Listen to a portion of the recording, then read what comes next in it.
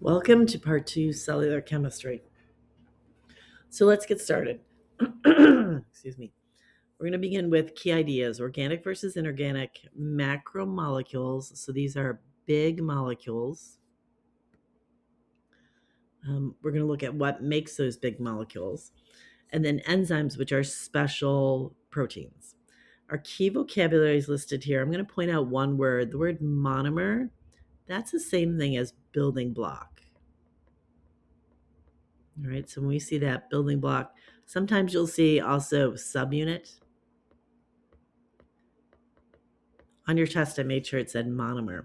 So let's go ahead down here and look at our questions. What makes a compound organic, and give an example? Organic means anything that has carbon and hydrogen bonded together in that same molecule. We've got several examples. So all the macromolecules for biology are organic. So that means we have carbohydrates,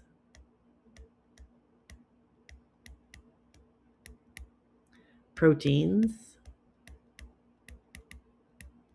lipids, and nucleic acids.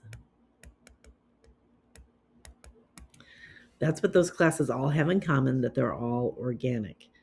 Give an example of those. We can break those down into smaller pieces. So if we talk about the building blocks or the smaller pieces of each of these, so if we look at carbohydrates, they're composed of the elements carbon, hydrogen, oxygen. So those are the elements, so that tells you it's organic. And the simplest carbohydrates are usually, we use glucose as our example. So that's our example of a building block. So when you put a glucose and a glucose and a glucose, and you keep going, you keep adding those together, that'll lead you to starch. It'll also lead you to, depending on the number, cellulose. So these are big molecules that we find in living things. Starch we find in things like potatoes. Cellulose is in all plants because it makes up the cell wall. So these are really large sugars that if you break them down, you'll get back to glucose. The next one we're going to look at are proteins. These, again, are organic because they have carbon and hydrogen in them. They also have oxygen and nitrogen. And when we talk about proteins, there's a lot of different proteins because they're used for structures, hormones, antibodies, receptors, and enzymes. All of those are types of proteins, and they're all made out of amino acids plus an amino acid. And that eventually makes you a protein. So the building blocks of proteins are amino acids. The third one, lipids. This is another organic molecule because it has carbon, hydrogen, and oxygen in it. And these are used for long-term energy. So these are a little trickier because they're made up of fatty acids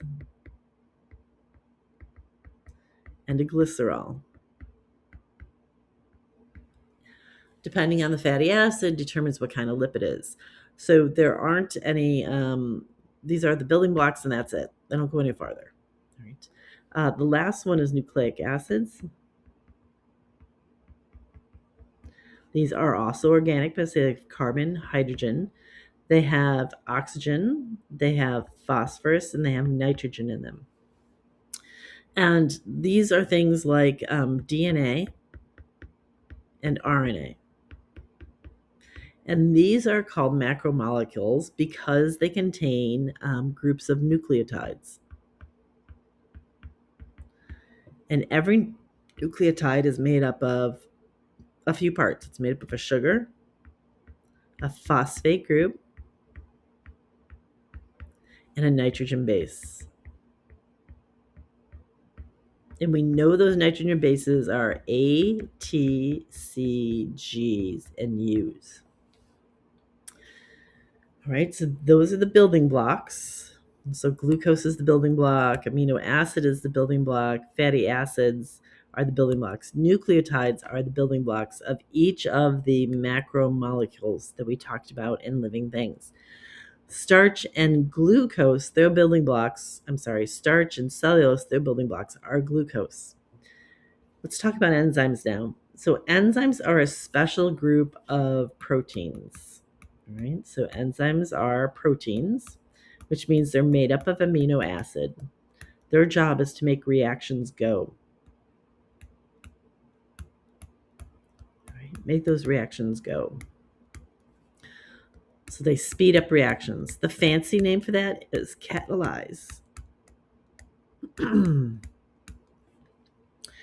They work based on shape. Right, so they work on shape. So each substrate, that's the thing the enzyme works on,